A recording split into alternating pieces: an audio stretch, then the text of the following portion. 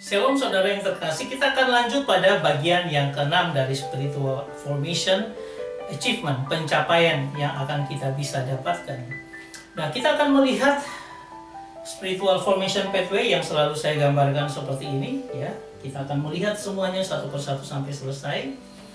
Dan kemudian kalau kita melihat pada episode ketiga, session ketiga ayat episode ke-6, kita akan melihat tentang upah surgawi. Seperti apa upah surgawi kita? Ini adalah sebuah channel YouTube Daniel Mananta dan tetangga ya. Jadi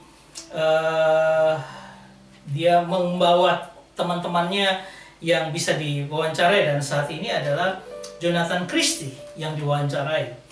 Dan ada satu hal yang unik yang luar biasa adalah Jonathan Christie ini anak Tuhan.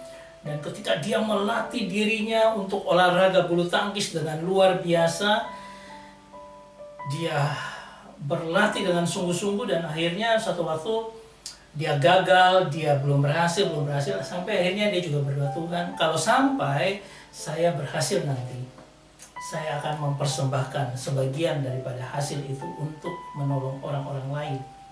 Ya. Bukan karena dia memberikan tawaran itu lalu Tuhan memberikan, tetapi hatinya dia yang mau memberi untuk Tuhan. Kalau Tuhan akan memberikan penyertaan Tuhan yang dahsyat luar biasa, ini dari ketulusan hatinya.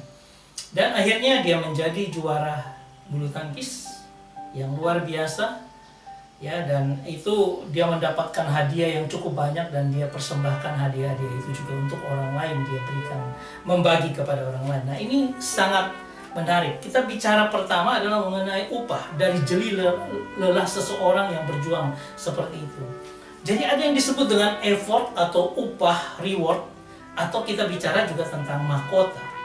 Ya, kalau dalam pertama Korintus pasal 9 ayat 25, tiap-tiap orang yang turut mengambil bagian dalam pertandingan, ingat, pertandingan, menguasai dirinya dalam segala hal, mereka berbuat demikian untuk memperoleh sesuatu mahkota yang fana, tetapi kita untuk memperoleh suatu mahkota yang abadi. Kita bicara tentang mahkota yang abadi, nanti ada mahkota yang lain-lain, ya. Yaitu kalau kita lihat dari 2 Timotius pasal 2 ayat 5, seorang olahragawan hanya dapat memperoleh mahkota sebagai juara apabila ia bertanding menurut peraturan-peraturan olahraga. Jadi kalau kita sesuai dengan rule of game, kita lakukan sesuai dengan apa yang Tuhan inginkan, kita lakukan, kita akan mendapatkan mahkota-mahkota. Itu adalah upah, itu adalah sesuatu yang Tuhan anugerahkan, Tuhan berikan bagi kita. Dan kalau kita lihat dalam 2 Timotius pasal 4 ayat 8 dikatakan, sekarang telah tersedia bagiku mahkota kebenaran yang akan dikaruniakan kepadaku oleh Tuhan, Hakim yang adil pada harinya.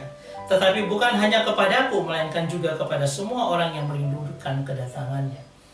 Artinya ini adalah pesan terakhir Rasul Paulus ketika dia mau menyatakan, saya sudah selesai melakukan tugas saya sudah bertanding dalam pertandingan yang luar biasa, dan sekarang bagi saya telah tersedia mahkota kebenaran. Nanti kita akan melihat apa itu mahkota kebenaran. Tuhan memberikan itu juga kepada kita semua, asal kita mau bertanding, menjadi olahragawan untuk mencapai mahkota yang Tuhan inginkan dalam kehidupan kita. Saya mau menggarisbawahi dulu tentang apa artinya reward ini. Kalau kita melihat di dalam Wahyu pada pasal 2 ayat 10 dikatakan tentang jangan takut terhadap apa yang harus engkau derita. Sesungguhnya iblis akan melemparkan beberapa orang dari antara kamu ke dalam penjara supaya kamu dicobai, dan kamu akan beroleh kesusahan selama 10 hari. Hendaklah engkau setia sampai mati, dan aku akan mengaruniakan kepadamu mahkota kehidupan. Sekarang kita bicara tentang mahkota kehidupan itu.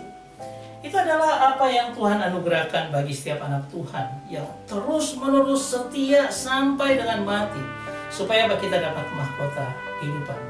Nah, ada bermacam-macam mahkota yang akan kita nikmati ya.